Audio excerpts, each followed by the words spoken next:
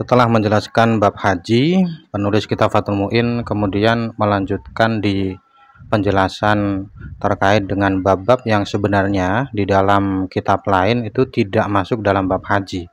Jadi memang Fathul Mu'in ini ya kitab yang agak gimana ya, agak unik ya. Kadang kita mencari satu bab itu sulit karena tidak masuk dalam bab tertentu tapi disisipkan di bab yang lain. Contohnya ini, setelah menjelaskan keharaman-keharaman orang yang ihram, penulis Fathul Mu'in kemudian memberikan penjelasan yang diberi judul muhimmat. Muhimmat ini ya penjelasan yang penting. Dan di muhimmat ini beliau menjelaskan seputar kurban, akikah, berburu, menyembelih, nazar dan lain-lain. Ini masuknya dalam bab haji. Ya, ini keunikan Fathul Mu'in ya. Yang pertama beliau menjelaskan seputar kurban ya, seputar kurban. Dan kebanyakan para ulama ahli fikih menjelaskan bab kurban itu di bagian keempat terakhir. Jadi fikih itu kan babnya secara global dibagi menjadi 4 ya. Ada ibadah, muamalah, munakahah, kemudian jinayah ya. Biasanya pembahasan kurban itu dimasukkan di bab jinayah, ini masuk dalam kategori jinayah, bagian keempat terakhir dalam bab-bab fikih ya. Tapi penulis Fathul Mu'in tidak sama dengan itu. Beliau berbeda.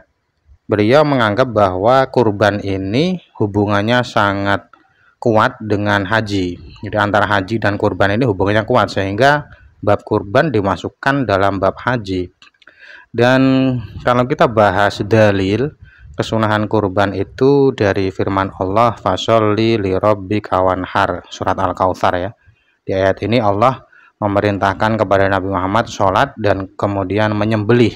Di sini para ulama mengartikan menyembelih yang dimaksud adalah menyembelih kurban. Kemudian di ayat yang lain Allah juga berfirman, wal budna ja'alnaha lakum min sya'airillah.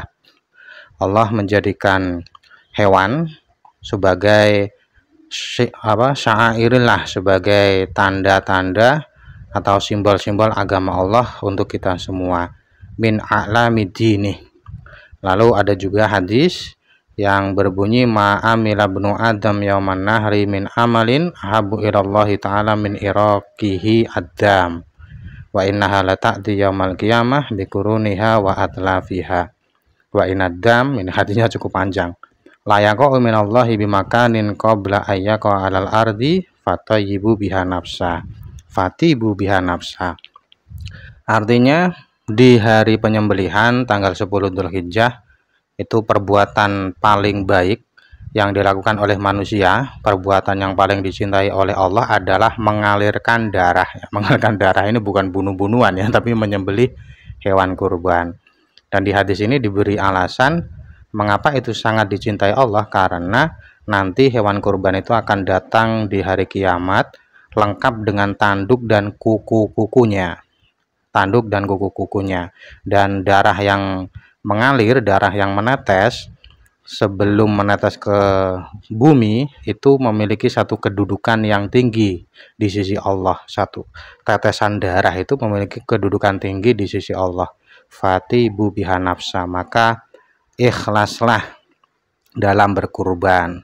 Di dalam hadis lain ada juga sabda Nabi, azimu duhayakum fa innaha ala sirati matoyakum.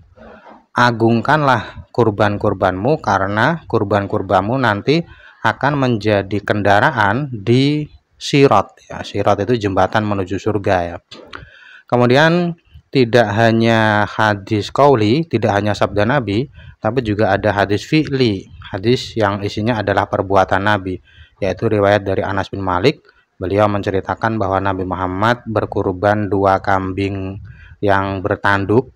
Beliau menyembelihnya dengan tangannya sendiri. Beliau mengucap basmalah, mengucap takbir, kemudian meletakkan kakinya di leher ya, di leher hewan yang akan disembelihnya. Jadi memang dasar dari kesunahan kurban ini banyak sekali ya. Dan kesunahan kurban itu termasuk kategori kesunahan yang muakkadah, sunnah yang kuat ya. kesunahannya itu bukan sekedar sunnah biasa, tapi kesunahan yang kuat. Hukum sunnah ini berlaku untuk umat Nabi Muhammad, untuk kita. Kalau untuk Nabi sendiri itu hukumnya wajib ya, hukumnya wajib. Jadi Nabi wajib berkurban, kalau umatnya cuman sunnah.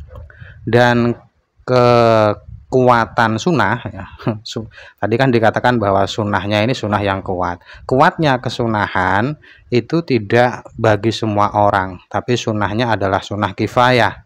Sunnah kifayah ya sama seperti fardu kifayah itu. Kalau ada satu orang yang melakukan, maka yang lain sudah gugur, tuntutannya sudah gugur. Dan cakupan kifayah ini adalah per keluarga ya, per keluarga. Jadi satu anggota keluarga kalau sudah melakukan kurban, maka tuntutan kesunahan itu sudah gugur ya, sudah gugur. Dan satu keluarga ini hitungannya adalah orang-orang yang dinafkahi oleh satu orang yang sama. Pokoknya hitungannya nafkah ya, bukan kakak atau satu rumah gitu. Jadi walaupun berada di satu rumah, tapi kalau yang menafkahi berbeda, maka itu tidak dihitung satu keluarga, dihitungnya ya dua keluarga. Kalau memang ada dua orang yang menafkahi, Jadi kalau satu keluarga itu sudah ada tuntutan kesunahan, mereka mampu berkurban dan semuanya tidak melakukan, maka semuanya kena hukum makruh ya, semuanya kena hukum makruh. Ini kalau memang satu keluarga ada banyak orang, tapi kalau satu keluarga cuma satu orang, ya maka seperti fardu ain, seperti fardu kifayah, kalau yang ada cuma satu orang menjadi fardu ain. Sunnah juga sama. Sunnah kifayah kalau yang ada cuma satu orang, yaitu jadinya sunnah ain. Dan ada penjelasan di kitab Tuhfah, tulisan dari Ibnu Hajar. Beliau menjelaskan bahwa maksud dari sunnah kifayah itu adalah tuntutan kesunahan itu sudah gugur dengan dilakukan oleh satu orang. Jadi penjelasan ini mengatakan bahwa yang gugur itu adalah tuntutannya. Artinya kalau misalkan satu keluarga 5 orang, ada satu orang yang melakukan, maka tuntutan kesunahan gugur dari semuanya. Terkait dengan pahala, itu yang dapat pahala yang melakukan. Jadi 5 orang, ada satu orang yang melakukan, maka yang dapat pahala ya yang satu orang itu yang melakukan itu. Yang tidak melakukan nggak dapat pahala. Hanya saja tuntutan kesunahan untuk mereka semua sudah gugur.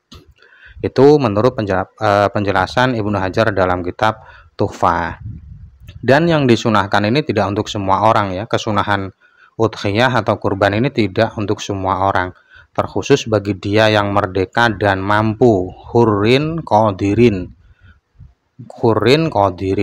hanya orang yang merdeka dan mampu. Dan mereka ini mencakup merdeka seluruhnya atau merdeka sebagian. Karena dalam pembahasan budak itu kan ada budak yang separuh merdeka, separuh tidak, namanya muba'at. Andai kata dia memiliki uang dengan status separuh yang merdeka dan uang itu mampu digunakan berkurban, maka ya jadinya dia sunnah berkurban. Jadi bisa digambarkan ada budak yang masih sunnah berkurban, yaitu budak muba'at. Kemudian selain itu, selain merdeka, diharuskan juga mampu ya, mampu berkurban. Maksud dari mampu ini adalah orang yang memiliki kelebihan dari kebutuhannya dan kebutuhan keluarganya di 4 hari. 4 hari yaitu hari Idul Adha dan 3 hari Tasyrik. Mengapa 4 hari? Ya karena 4 hari itu waktunya kurban. Ini sama seperti zakat fitrah ya.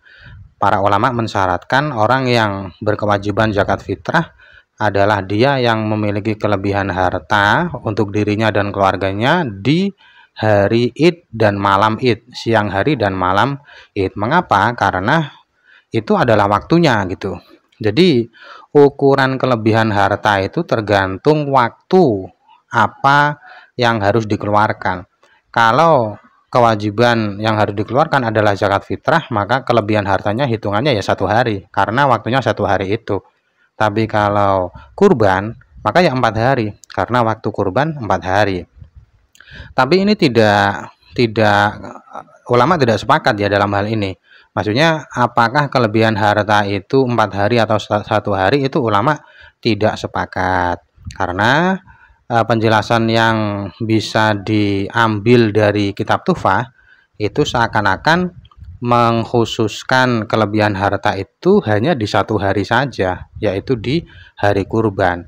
Artinya kalau punya kelebihan harta di 1 hari, sudah cukup, kemudian kelebihannya bisa digunakan kurban, itu sudah ada kesunahan kurban gitu, sudah ada kesunahan kurban. Ini kalau menurut penjelasan di kitab Tuhfah ya, kalau menurut penjelasan di kitab Tuhfah. Jadi hanya 1 hari, hitungannya tidak 4 hari seperti penjelasan tadi. Dan sebenarnya kalau kita tilik di kitab yang lain, syarat kesunahan orang yang sunah kurban itu tidak hanya merdeka dan mampu saja. Kalau di Fathul Mu'in kan cuma merdeka dan mampu. Itu sebenarnya ada 3 syarat lagi, yaitu Islam, taklif, dan rusydu. Rusydu ini pintar ya, maksudnya otaknya normal gitulah. Jadi orang yang tidak Islam, tidak mukallaf itu tidak balik dan berakal, atau orang yang sudah Islam mukallaf tapi dia tidak rasyid. Rasyid itu ya bodoh lah, orang maksudnya yang kurang akalnya gitu. Ya tidak gila tapi akalnya kurang. Maksudnya dia belum bisa mentasarufkan harta dengan benar gitu. Jadi secara lengkap syarat kesunahan orang berkurban itu, dia yang dapat kesunahan kurban itu syaratnya ada 5. Di Fathul Mu'in disebutkan 2, selain di Fathul Mu'in ada 3 lagi, yaitu Islam, taklif, dan rusydu. Ada juga penjelasan di dalam kitab Tuhfah bahwa seorang wali baik ayah ataupun kakek ya, baik ayah ataupun kakek, tidak boleh yang lain, hanya ayah dan kakek, karena wali itu kan banyak ya, wali anak kecil atau wali orang gila itu kan banyak. Jadi kalau ada anak kecil atau orang gila yang punya harta banyak ya, dan dia sudah termasuk kategori mampu berkurban, maka bagi ayah atau kakek boleh berkurban ya, boleh berkurban atas nama dia yang diwali.